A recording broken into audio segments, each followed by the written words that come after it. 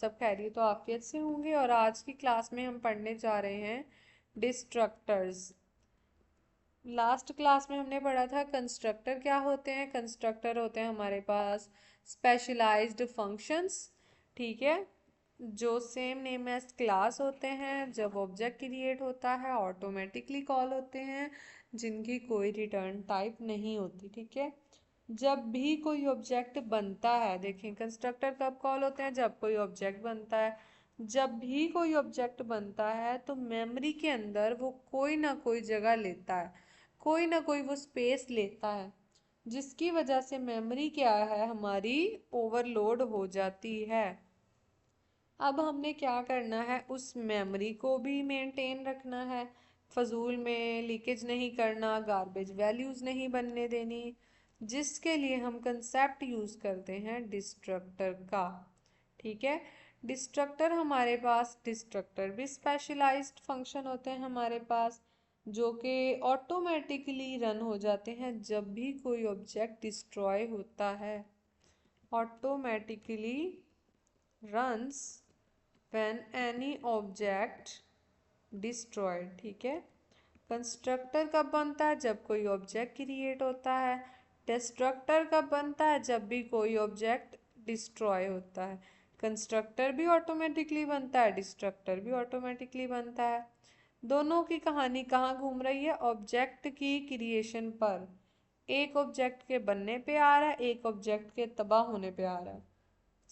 Use किस लिए होता है, मेमोरी को फ्री करने के लिए, use to free memory, okay. अब हम इसकी अगर सिंटैक्स को देख लें, सिंटैक्स को, तो वो क्या है हमारे पास, ये आ गया जी हमारे पास सिंटैक्स। हमने ये सिमिली का जो साइन है ना, ये यूज करना होता है डिस्ट्रक्टर के लिए। और देखें जो नेम कंस्ट्रक्टर का है, या देखें कंस्ट्रक्टर का तो वही नेम है जो क्लास का नेम है, तो जो क्लास का नेम है वो आ जाएगा, ये हमारे पास पैरामीटर आ जाएंगी। इसी देखें ना हम लोग, आप अगर इसको इग्नोर करें तो इसी चीज को कंस्ट्रक्टर कहा जाता है। जस्ट हमने एक ये सिंबल ऐड कर देना है और हमारा जो डिस्ट्रक्टर है वो क्या है, क्रिएट हो जाएगा।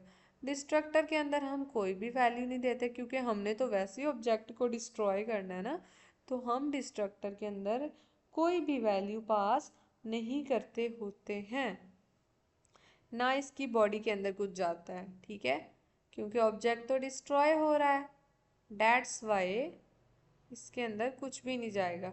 अब हम अगर बात करें कि हम इसकी एग्जाम्पल ले लेते हैं, तो हम अब एक फंक्शन बनाते हैं। सबसे पहले हर बार की तरह हमारे पास हमारी लाइब्रेरी फाइल चली जाएगी, iostream using name space std।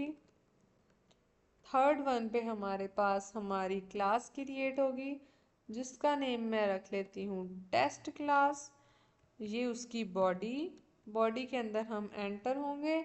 Enter करने के बाद हमने सबसे पहला जो काम करना है, एक्सेस स्पेसिफायर लगा देना। एक्सेस स्पेसिफायर लगाने के बाद मैं एक कंस्ट्रक्टर क्रिएट करना चाह रही हूँ, जो कि सेम नेम एज क्लास है, जिसका सिंटैक्स ये है। किस तरह का है, फंक्शन की टाइप का है। इसका कोई रिटर्न वैल्यू नहीं है, डिफरेंस ये है, फंक्शन की कोई ना कोई रिटर्न टाइप वैल्यू होती है, वॉइड होती है, इंट होती है, कुछ भी हो सकती है। लेकिन हमारे कंस्ट्रक्टर की कोई रिटर्न टाइप वैल्यू नहीं है। अगर इसकी कोई भी रिटर्न टाइप वैल्यू होती है तो वो कंस्ट्रक्टर नहीं बल्कि फंक्शन बन जाएगा। तो छोटा सा इन दोनों का आपस में हमारा डिफरेंस है।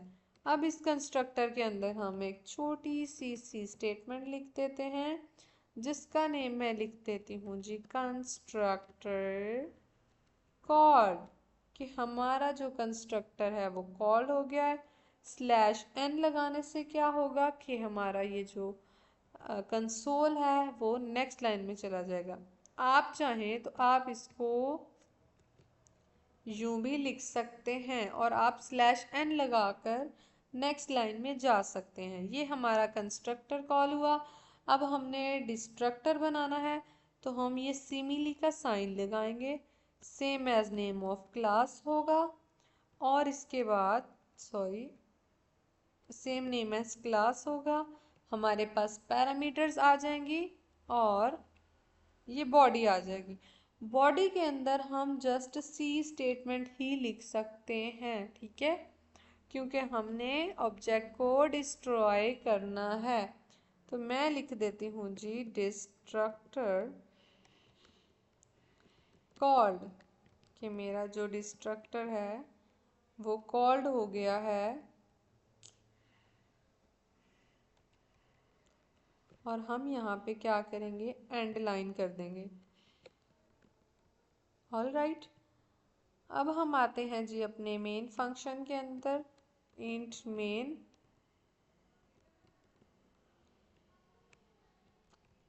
और इसमें हमने क्लास का नेम लिखा जो कि कंस्ट्रक्टर का नेम है। हमने ऑब्जेक्ट क्रिएट किया t1 और कॉलन लगा दिया। अब हम इसको रन कर लेते हैं। एरर कहाँ, क्यों, किस लिए आया है, लेट मी चेक।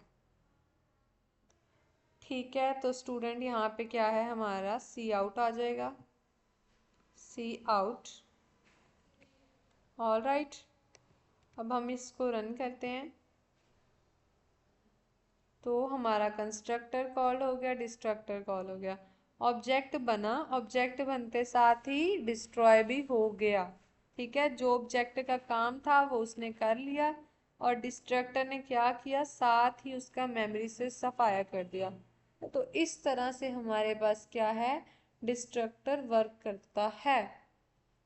तो हम यहाँ पे लिख देते हैं constructor is equal to object creation, and for destructor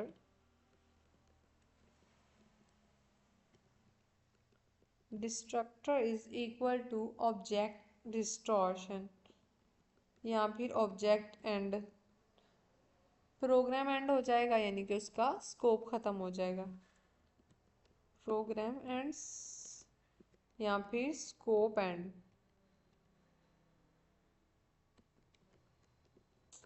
तो ये हमारे पास होता है कंस्ट्रक्टर और डिस्ट्रक्टर। डिस्ट्रक्टर मेमोरी से सफाया करने के लिए हमारे पास यूज़ होता है ऑब्जेक्ट की।